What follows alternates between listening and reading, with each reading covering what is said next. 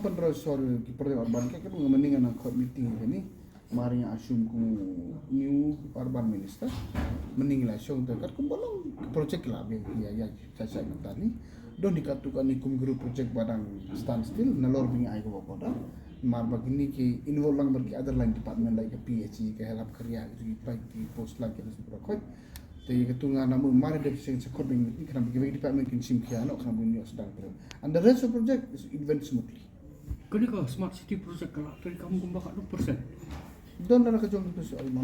Na mo din don bala kumong bidon ka problem project don bala treka ma 4% don kalay persen don wala ko 4% don wala ayuro different project different purpose. Kita ki main jonggon Mo ni yung lay mukra yo pulo. Ang jug bala sa akmat gini don gini monthly project ni. Tabaro long some good progress yet to start smart road only but yet to start. The rest is under progress.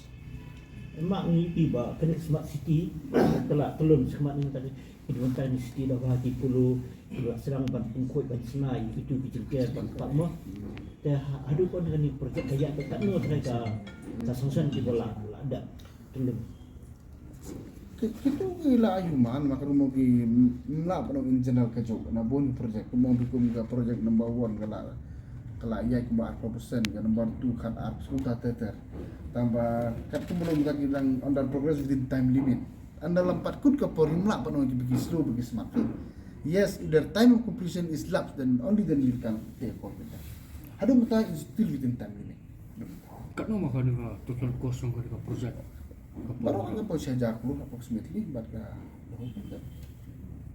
tadong tayo layo as types of government of India, some pun nag state government. In the entire state? Yeah, entire state.